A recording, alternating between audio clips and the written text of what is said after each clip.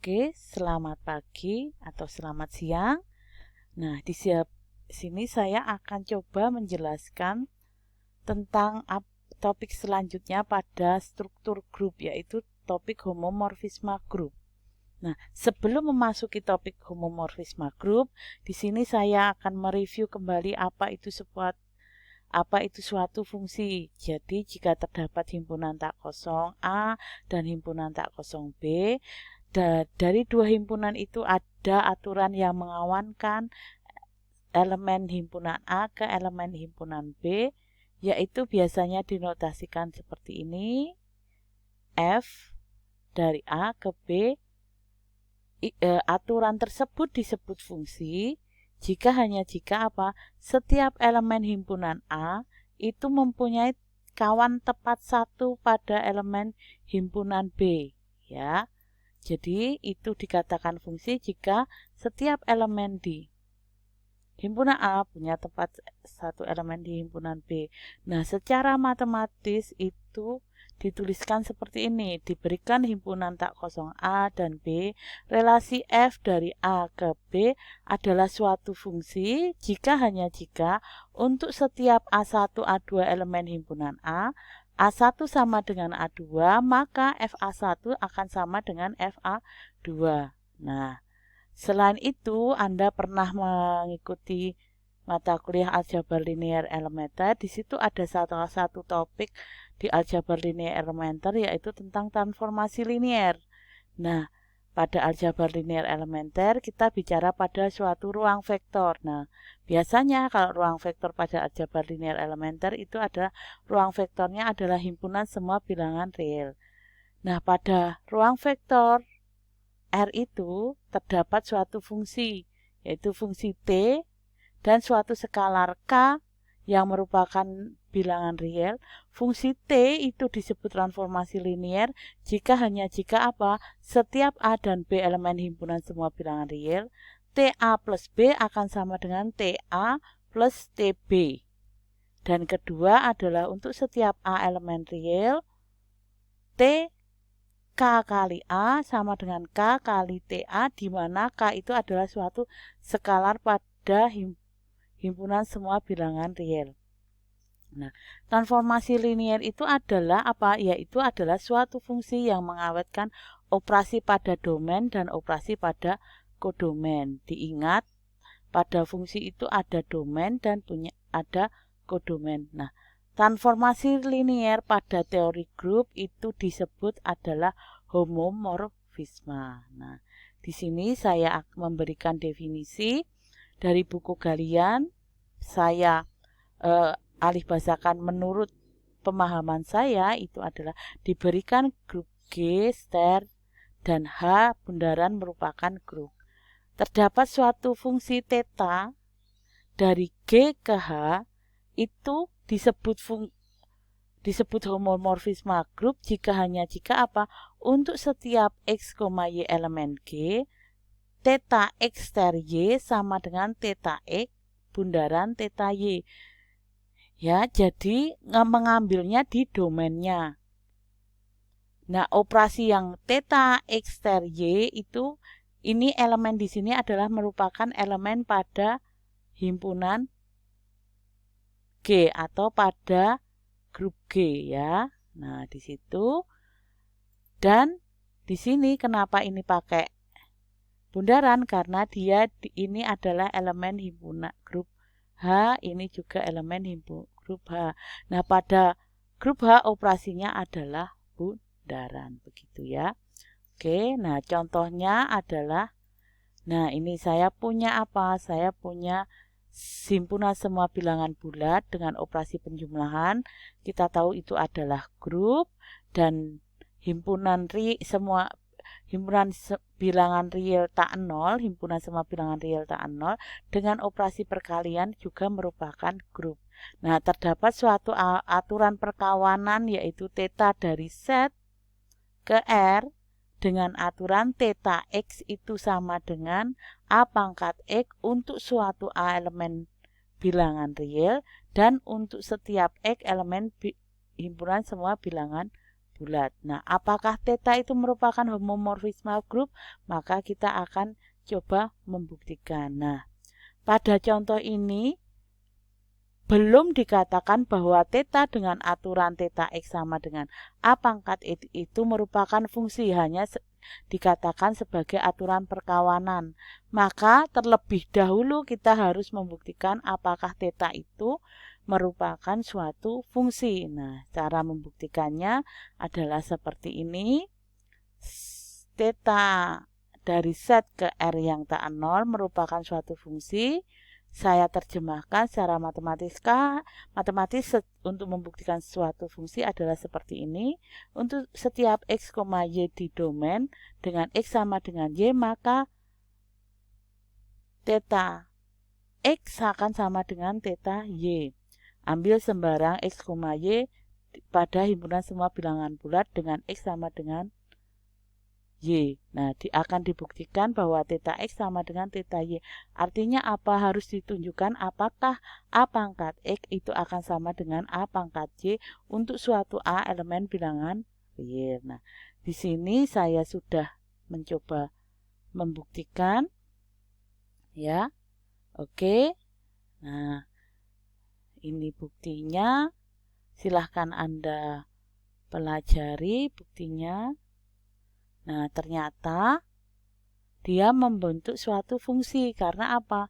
Saat x itu sama dengan y, maka AX akan sama dengan AY. Gitu kan? Maka di sini AX itu apa? Sama dengan theta x. AY itu apa? Adalah theta y.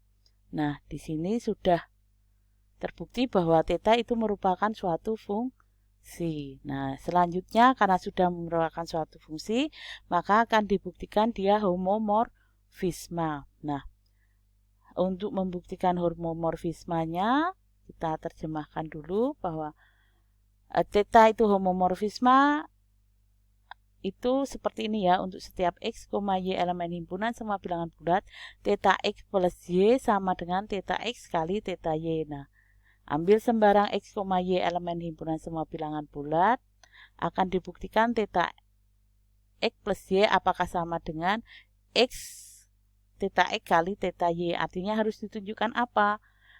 A pangkat x plus y apakah sama dengan A pangkat x kali A pangkat y. Nah, di sini sudah saya coba buktikan, ternyata memang terbukti bahwa theta merupakan homomorfisme grup, begitu ya.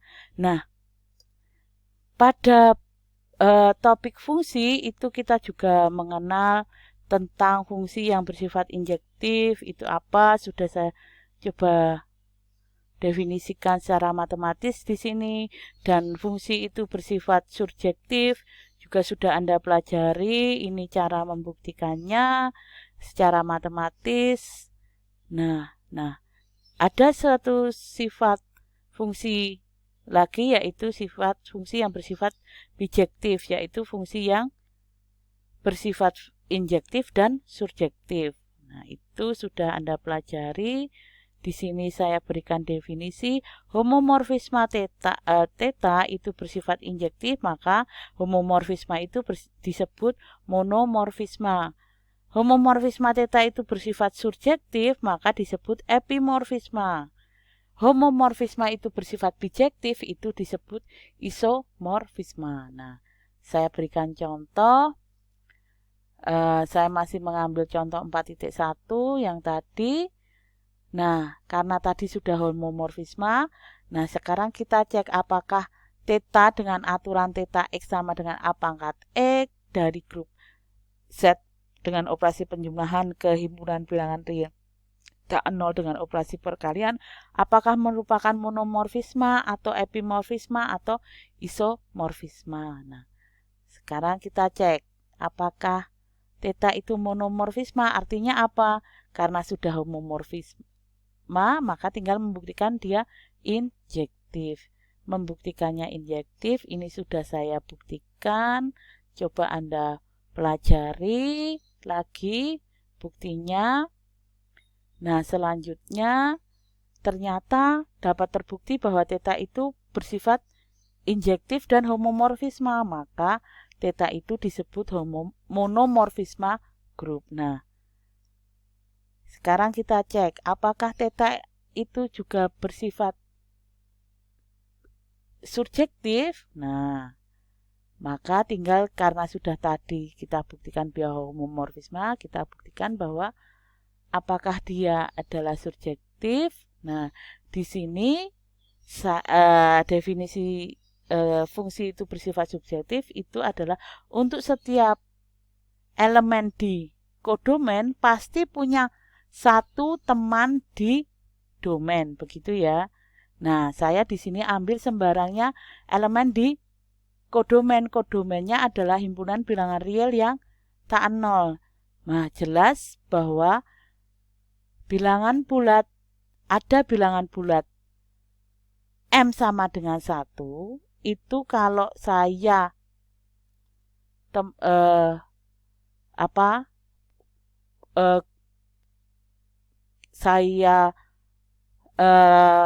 lakukan pemetaan ini, maka ketemu theta 1 sama dengan A pangkat 1 sama dengan A yang merupakan elemen bilangan real sesuai definisi dari pemetaannya tadi ya. Nah, ternyata terbukti bahwa theta itu adalah bersifat surjektif. Karena dia sudah bersifat surjektif dan merupakan homomorfisme, maka theta itu merupakan epimorfisme grup. Nah, selanjutnya karena dia homomorfisme dan bersifat injektif dan subjektif, maka theta itu bersifat isomorfisme, begitu ya. Di sini ada teorema yang mengatakan bahwa pemetaan dari elemen identitas pada domain itu akan menghasilkan elemen identitas pada kodomain.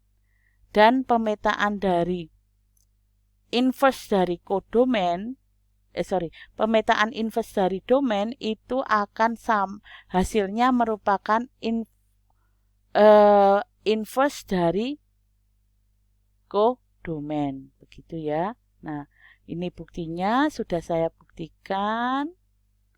Ini ada kernel, definisi kernel itu adalah himpunan semua elemen dari domain yang dipetakan dengan elemen identitas pada kodomain.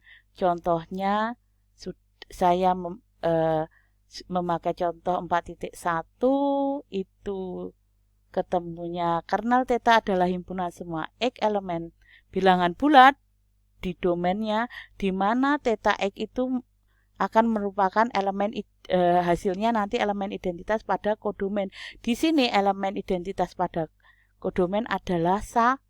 Nah, setelah saya proses ternyata himpunan kernel theta-nya itu adalah himpunan singleton 0, yaitu himpunan yang hanya berisi satu anggota, yaitu himpunan elemen 0 pada himpunan semua bilangan bulat. Nah, di sini ada image itu adalah himpunan semua elemen dari kodomain yang merupakan hasil pemetaan dari domain. Nah, ini notasinya,